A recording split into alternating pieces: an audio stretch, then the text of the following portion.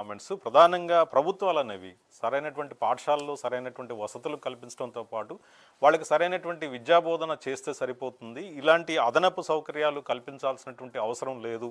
సౌకర్యాలు కల్పించాలి.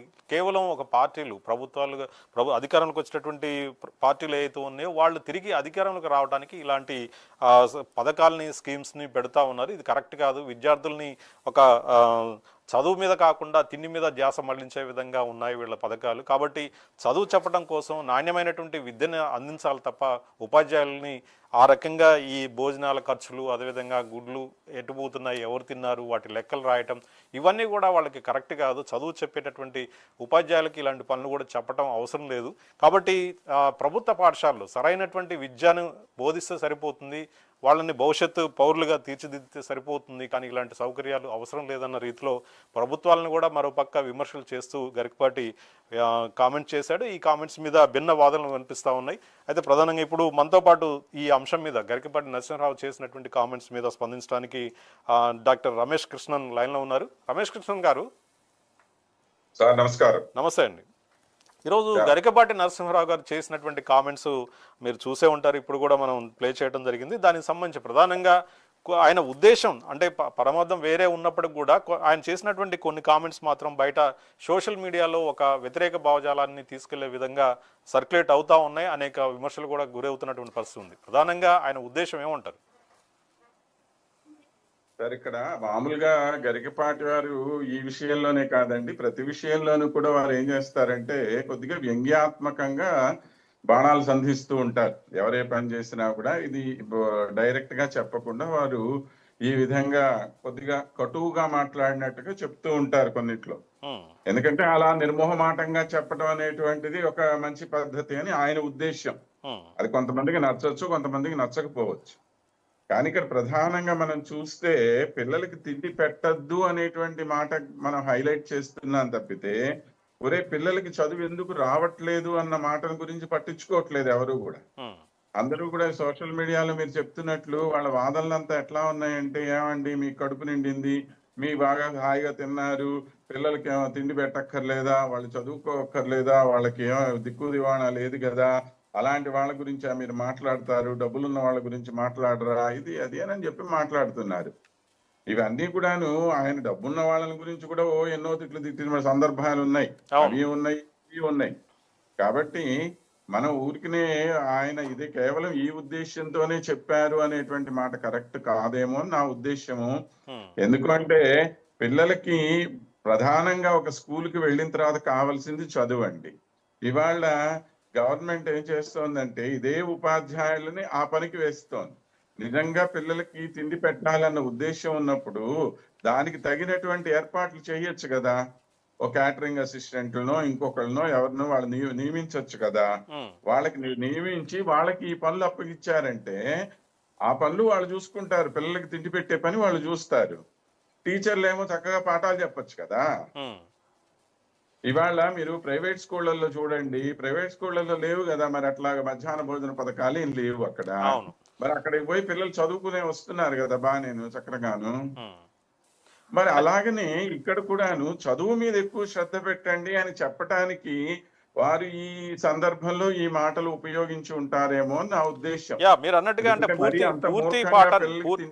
అనే మాట కరెక్ట్ కాదు. ఆయన చెప్పినటువంటి పూర్తి వ్యాఖ్యల్ని చూపించకుండా కొన్ని వ్యాఖ్యలు మాత్రం బయట సర్క్యులేట్ అవుతుంది సోషల్ మీడియా వేదికగా. అంటే ఆయన ఉద్దేశం ఏంటంటే ఉపాధ్యాయులకి చదువు మీద కాన్సన్ట్రేషన్ చేపియాలి, ఉపాధ్యాయులని పిల్లల్ని కూడా అదే దృష్టికోణంలో చూడాలి. కానీ ఇది తప్ప మిగతా పనులు చేపిస్తా ఉన్నారు, గుడ్ల లెక్కలు వాటి లెక్కలు చేపిస్తా ఉన్నారు అని చెప్పేసి కామెంట్ చేశారు. గుడ్లు లెక్క అనే దాని బదులు గుడ్డ గాడిద గుడ్డ అంటే మనం సాధారణంగా అంటాం కదా. అలాగనే వాళ్ళ అంటమే కానివ్వండి, పిల్లలకి తిండి పెడితే ఎవడు వద్దనేవాడు ఎవడు ఉండడు. పిల్లలు పాపం వాళ్ళకి ఆర్థికంగా వెనకబడినటువంటి వాళ్ళు ఉంటే వాళ్ళకి తిండి పెట్టవలసిన అవసరం అయితే ఉంటుంది ఎవరికైనాను. అది సమాజం బాధ్యత అది. కాబట్టి మనం పెట్టాల్సిందే, దాని గురించి ఏం కాదు. కానీ అది ప్రధానమై ఇక్కడ రెండు విషయాలు మనం గుర్తుపెట్టుకోవాలి. ఒకటేమో చదువు, రెండో వైపున తిండి. ఇప్పుడు మనం స్కూలు అన్న తర్వాత అక్కడ ప్రధానమైన ఉద్దేశం ఏంటి? చదువు కదా. అవును. కాబట్టి అసలైన విషయం పక్కకు పోతున్నది, పక్కన విషయాలు ఎక్కువ అవుతున్నాయి. అంటే ఇప్పుడు సమాజ శ్రేయస్సును చూడటం అనేటువంటిది వేరే డిపార్ట్మెంట్ పని, చదువు నేర్పించడం అనేది ఇంకో డిపార్ట్మెంట్ పని. ఓకే అండి, రమేష్ కృష్ణన్ గారు మళ్ళీ మీ దగ్గరికి వస్తారండి. మరొక గెస్ట్ మనతో పాటు ఉన్నారు, డాక్టర్ శివానంద్ మహారాజ్ గారు. శివానంద్ మహారాజ్ గారు, జై గురుదత్త అండి. యా, జై గురుదత్త అండి. మొత్తానికి గరికపాటి నరసింహారావు చేసినటువంటి కామెంట్స్ చూసినట్టయితే ప్రధానంగా ఆయన చేసినటువంటి కొన్ని మాటలు మాత్రం బయట సోషల్ మీడియా వేదికగా ఒక రాంగ్ డైరెక్షన్లో వెళ్తున్నట్టుగా తెలుస్తూ ఉంది. మరి దీని మీద ఒక ప్రకటన కూడా రిలీజ్ చేశారు. అయితే తాను అన్న మాటల్ని వక్ర భాష్యం చెప్పారు, అలా అనలేదు. తన ఉద్దేశం వేరు. ప్రభుత్వాలని అదేవిధంగా ఉపాధ్యాయులకు సంబంధించినటువంటి అంశంలో మాట్లాడినటువంటి మాటల్ని విద్యార్థులకి తప్పుబట్టే విధంగా మాట్లాడినట్టు వక్రీకరించారని చెప్పేసి ఒక ప్రకటన కూడా రిలీజ్ చేశారు. ప్రధానంగా గరికపాటి నరసింహారావు చేసేటటువంటి కామెంట్స్ ఎప్పుడైనా ప్రవచనాల్లో చమత్కారాలు కావచ్చు, హాస్యం కావచ్చు, ఇవన్నీ జోడించి ఆయన చెప్పేటటువంటి ప్రయత్నం చేస్తారు. కొన్ని సందర్భాల్లో కొంతమందికి ఇబ్బందిగా అనిపించవచ్చు. కానీ ఇప్పుడు చేసినటువంటి వ్యాఖ్యలు చూసినట్టయితే విద్యార్థులకు సంబంధించినటువంటి అంశంలో ఆయన చేసినటువంటి కామెంట్స్ను మీరు ఎలా పరిగణిస్తారు?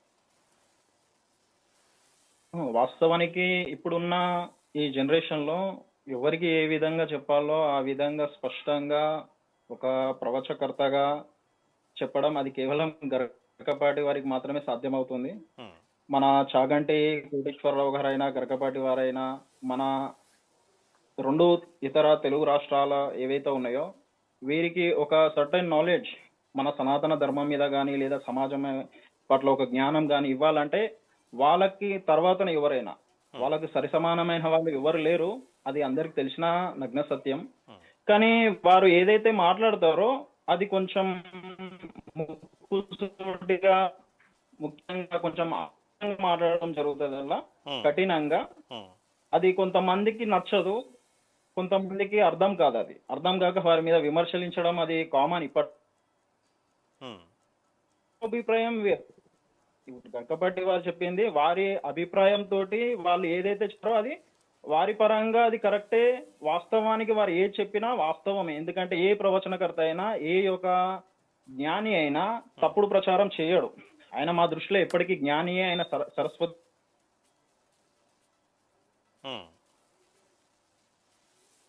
మీ ఆడియో ఒకసారి చెక్ చేసుకోరా, కట్ అయినట్టుంది.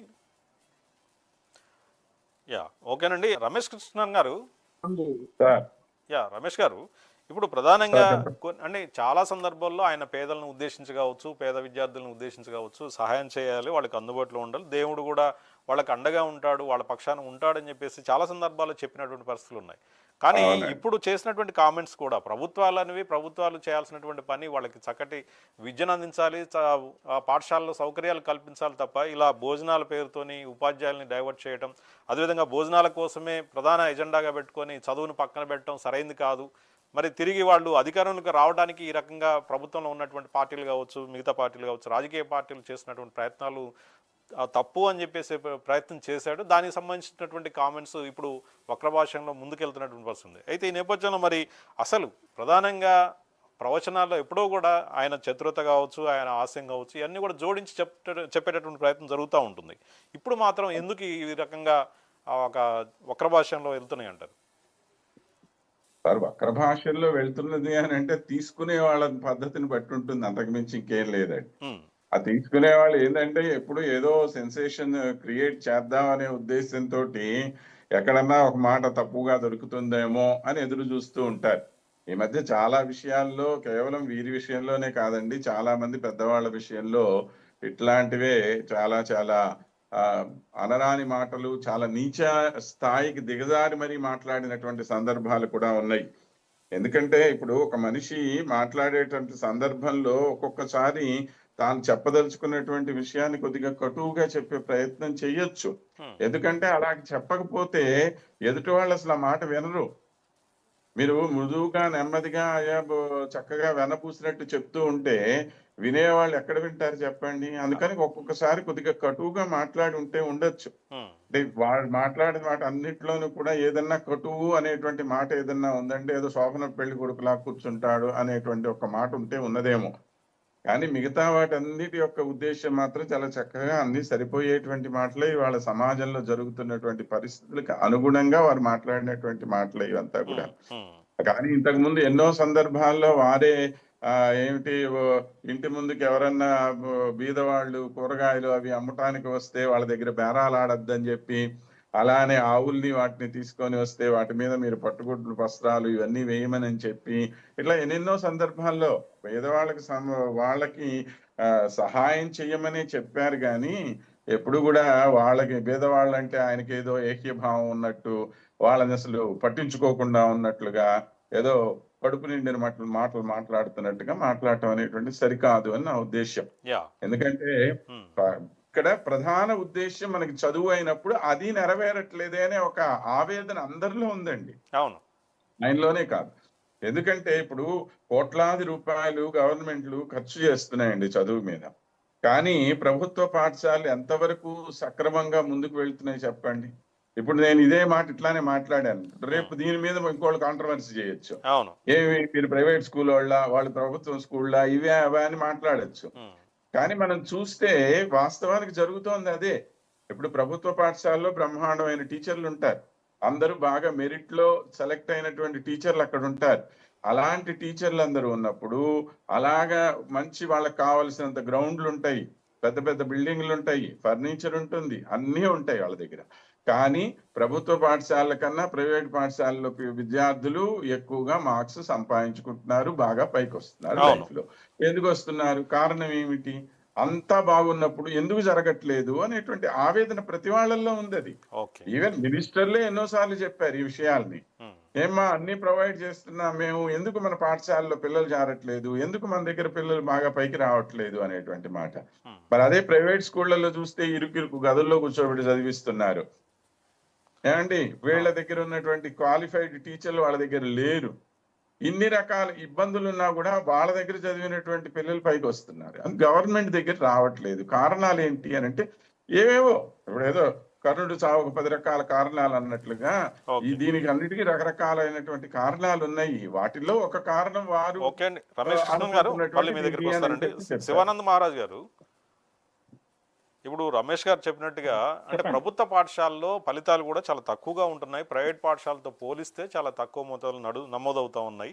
దీనికి కారణాలు అనేక కారణాలు ఉన్నాయి. ఇలాంటి మధ్యాహ్న భోజన పథకాలు ఒకటే కాదు, మిగతా అంశాల్లో కూడా ఉపాధ్యాయులకి మిగతా అంశాలని జోడించి వాళ్ళకి డైవర్ట్ చేయటం వల్ల ఇలాంటి ఫలితాలు వస్తున్నాయి. విద్యార్థుల్ని చదువు కోసమే వాళ్ళకి సరైనటువంటి విద్యాబోధన జరగాల్సినటువంటి అవసరం ఉంది, ప్రభుత్వాలు కూడా దాని మీద దృష్టి పెట్టాలి అని చెప్పేటటువంటి ప్రయత్నం చేసినట్టుగా చెప్తా ఉన్నారు. అయితే ప్రధానంగా ఇలాంటి కామెంట్స్ అనేవి అంటే సందర్భం వచ్చినప్పుడల్లా సోషల్ మీడియాలో ఇలాంటి అంటే చేసినటువంటి ఉపన్యాసం మొత్తం కాకుండా కొంత కట్ చేసి ఈ రకంగా సోషల్ మీడియాలో వైరల్ చేయడం అనేది ఎంతవరకు కరెక్ట్ అంటారు?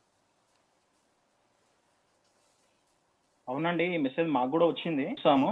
వారు దీన్ని ఖండిస్తున్నారు, కరకపాటి వారైనా వాళ్ళ ఫాలోవర్స్ అయినా వీటిని ఖండిస్తున్నారు. ఎందుకంటే వారి గురించి మాకు తెలిసినంత మటుకు మాత్రం వారు ఎప్పుడూ మన పౌరుల గురించి కానీ మన సమాజం గురించి కానీ ఎక్కడా తప్పుగా మాట్లాడలేరు.